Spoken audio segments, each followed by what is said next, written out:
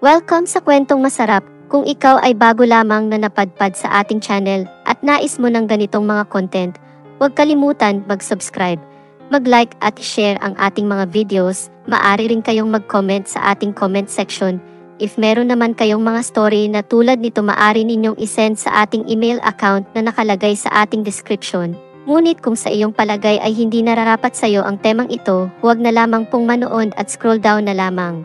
Maraming salamat!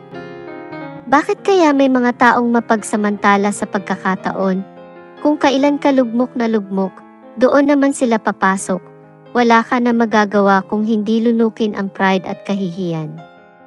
Ako nga pala si Arnie. Sa kasalukuyan ay wala akong trabaho.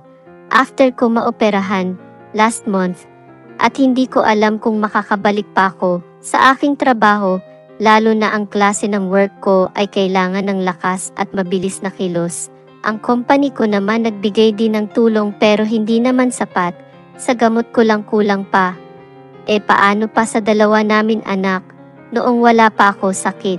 Maayos naman ang relasyon namin ng wife ko, na ibibigay ko naman ang pangangailangan ng family ko.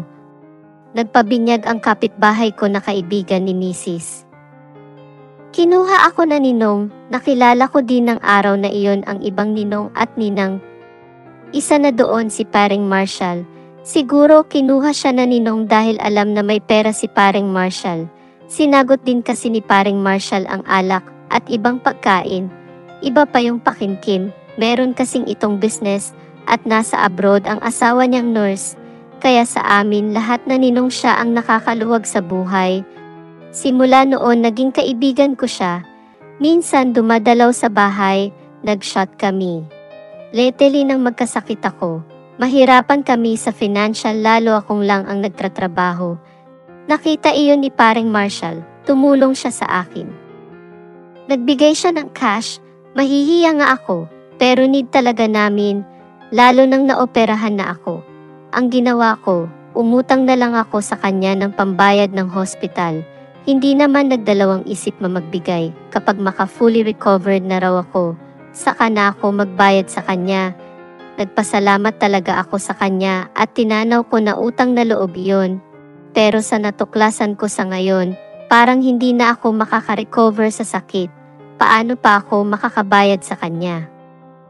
Ang misis ko kasi nagpaalam sa akin na papasok daw doon sa tindahan na shop ni Paring Marshall at kahit paano raw mabawasan ang utang namin sa paunti-unti na hulog. Bukod sa pagbantay sa shop, nag-alok na rin ang misis ko na siya na lang daw maglaba ng damit at maglinis ng bahay ni Paring Marshall para hindi na magbayad sa iba. Ayoko man sana, pero kailangan din talaga. Lalo nag-aaral ang dalawang anak namin. Sa unang araw pa lang ni Mrs. doon, bago na agad ang cellphone niya. Mahilig kasi si Mrs. mag-selfie at mag-videos ng sarili. Binigay daw ni Paring Marshall para contact if may need sa shop niya. Luma na kasi ang cellphone niya at mabagal.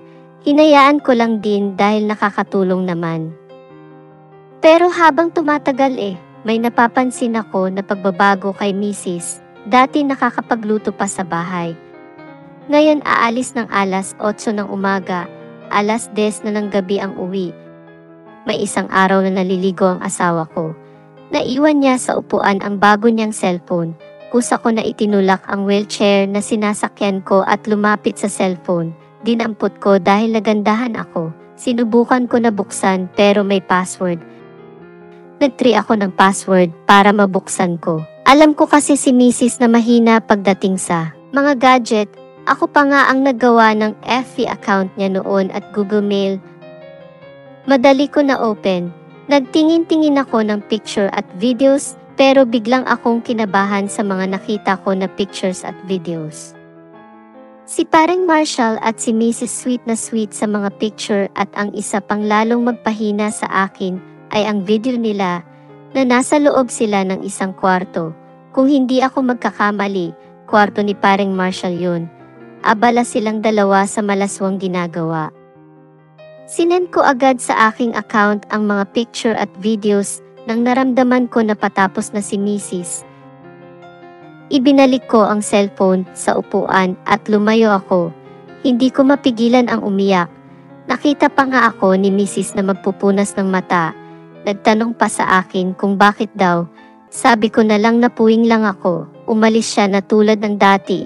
At ako ay may iwan sa bahay. Halos maghapon ako mag-iisip ng kung ano-ano. Naawa ako sa sarili ko, baldado na ako. Wala na akong silbi. Tapos ganito pa gagawin sa akin. Napakasakit, gusto ko siyang awayin pero paano? Mismong sarili ko, hindi ko kaya. Paano pa ang mga anak ko? Kaya habang nasa bahay ako at nakasakay sa upuan na digulong, nag-iisip ako na si Mrs. at si paring Marshall ay nagtatampisaw sa kaligayahan. Wala naman akong magawa kung hindi maghintay sa pagdating ng aking asawa galing sa aking kumpare. Lalo na kapag may dala itong gamot ko na maaring magdugtong ng aking buhay at tuluyan paggaling. Nang sumunod na araw, pag-uwi ni Mrs. nakita ko na pagod ito. Nag-offer ako na masahihin ko siya sa ulo, pero wag na raw, magpahinga na raw kami. Nakatulog agad ang asawa ko, samantalang ako ay hindi pa. Nag-iisip pa ako ng kung ano-ano. Hanggang sa makita ko muli ang cellphone niya na nasa ilalim ng kanyang unan. Umakyat ako sa aming higaan at kinuha ko ng dahan-dahan ng cellphone hanggang sa makuha ko. Tulad ng dati, madali ko lang nabuksan. Akala siguro ng asawa ko. Hindi ko alam ang password niya. Kaya hinayaan lang niyang naiiwan ang cellphone niya. Muli akong pumunta doon sa ikon ng mga video. Nakita ko na may mga bago na naman na video si Mrs. habang kasama si paring Marshall. Naalala ko tuloy noong wala pa akong sakit at bagong sama lang namin ng asawa ko. Ganitong-ganito kapusok si Mrs. habang kasama ako. Pero sa napapanood ko, si paring Marshall ang kasama at hindi na ako. Pero nawili ako sa panonood, hindi ko na malayan na halos maubos ko na ang mga video na na-record nila. Pero sa pangalawang pagkakataon na mapanood ko sila, parang na-immune na ako. Hindi na ako nasaktan. Aminin ko man o hindi, nag-enjoy ako sa aking mga nakita.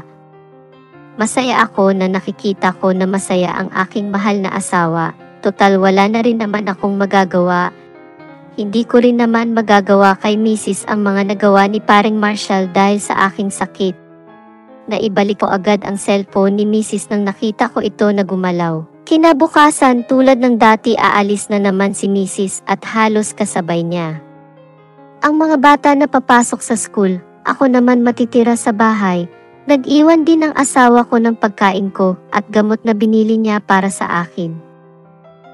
Dati nababagot ako sa loob ng bahay kapag ako na lang mag-isa. Pero simula nang masend ko lahat ng mga videos ni Mrs. sa cellphone ko, inulit ko na lang panoorin. Siguro hahayaan ko na lang si Mrs. at paring Marshall sa mga ginagawa nila. Sa katulad ng sabi ni Mrs. nagbabayad siya ng utang ko sa aming kumpare. Pero sa oras na makarecover ako dito, alam ko na babawi ako. May mga ebidensya ako na magpapatunay at hindi sila makakatanggi sa akin.